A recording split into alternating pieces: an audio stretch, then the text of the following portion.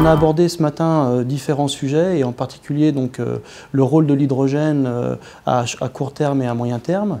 Donc j'ai insisté pour ma part sur le rôle de l'hydrogène dans le déploiement des énergies renouvelables. En effet, l'hydrogène a cette particularité de pouvoir stocker une énergie excédentaire qui viendrait de ces énergies renouvelables dont la production d'électricité est parfois un peu difficile à prédire. On a également parlé ce matin des différents usages de l'hydrogène, donc en particulier l'usage qui est prépondérant à l'heure actuelle, qui est un usage purement industriel. Et bien entendu, on s'est projeté dans l'avenir en discutant de déploiement de l'hydrogène à des fins de mobilité et de mobilité durable. En effet, l'hydrogène permet une mobilité sans particules et sans émission de CO2, ou à émissions de CO2 réduites en fonction du mode de production qu'on envisage sur la partie hydrogène.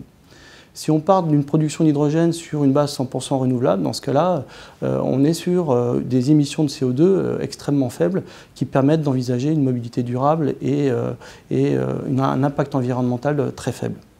Les énergies renouvelables vont se développer. On le voit par exemple au niveau de la loi de transition énergétique qui a été votée au niveau du gouvernement français. Et cette énergie renouvelable va être difficile à gérer si elle atteint des niveaux de pénétration de l'ordre de 30, 40 à 50%. Qui dit énergie renouvelable dit variabilité de la production d'électricité, imprédictibilité de la production d'électricité, et donc à des moments des pics de production d'électricité qu'il faut gérer. À partir de là, il faut avoir la possibilité de consommer cette énergie pour pouvoir la stocker et la réutiliser à d'autres fins et pour d'autres applications. La beauté de l'hydrogène, c'est qu'on est capable, à partir de l'électrolyse de l'eau, de capter cette énergie venant des renouvelables et de produire de l'hydrogène que l'on va être capable de stocker. Alors, dans un premier temps, l'électricité va aller alimenter un électrolyseur, d'accord ? Donc ça va être, on parle ici d'électrolyse de l'eau, donc séparation de l'hydrogène et de l'oxygène qui sont des éléments constitutifs de l'eau pour produire de l'hydrogène pur. Donc l'hydrogène venant des énergies renouvelables peut être recombiné avec l'oxygène dans une pile à combustible pour produire de l'électricité alimentant le moteur électrique du véhicule. La mobilité hydrogène permet d'avoir une mobilité propre associée à un niveau d'autonomie satisfaisant de l'ordre de 800 km. En effet, dans un véhicule à hydrogène, on est capable de stocker environ 5 kg d'hydrogène qui nous permet d'avoir une autonomie satisfaisante. Ces 5 kg d'hydrogène sont alimentés par une station-service telle qu'on les connaît pour d'autres modes de mobilité. On recharge un véhicule hydrogène dans une durée de l'ordre de 3 minutes.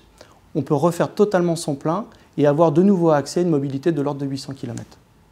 La mobilité hydrogène se développe en Europe. On a des pays qui sont extrêmement moteurs, qui ont une stratégie avant-gardiste en investissant et en ayant des programmes d'investissement cohérents et consistants.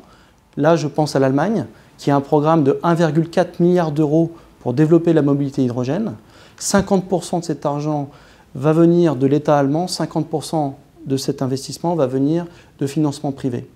On a d'autres pays, comme les pays nordiques, et en particulier là, je pense au Danemark, où la conscience des gens fait que les pouvoirs publics ont pris conscience de la nécessité de développer une mobilité durable. C'est un pays qui, à 2050, a une vision d'avoir une mobilité sur son territoire qui soit 100% défossilisé. Il faut savoir qu'au Danemark, un véhicule hydrogène coûte le même prix qu'un véhicule classique à moteur à combustion. Le véhicule hydrogène est pour l'instant plus cher que le véhicule à combustion interne. Bien entendu, on parle pour l'instant de production de petites unités. À terme, bien entendu, on s'attend à trouver une production de masse de véhicules hydrogène et donc à un prix de véhicule qui tangente le prix des véhicules que l'on connaît et qui sont sur le marché actuellement. En France, on n'a pas l'avantage d'avoir un certain nombre d'aides financières de la part de l'État. Pour l'instant, on a une association, qui est l'Association française de l'hydrogène et de la pile à combustible, qui a eu en charge, avec des financements européens, de définir une stratégie de déploiement de la mobilité hydrogène en France. Ce déploiement va se faire à partir de flottes captives, c'est-à-dire d'un marché préétabli.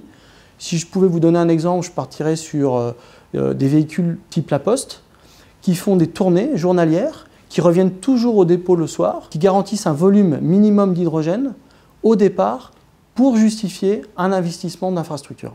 On a beaucoup de motivation des régions pour développer la mobilité hydrogène.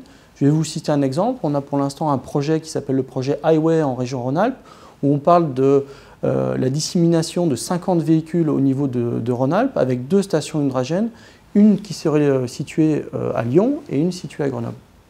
Donc nous, on pense qu'effectivement, l'hydrogène a de l'avenir par déjà, le développement des énergies renouvelables, 2, par la nécessité de développer une mobilité propre.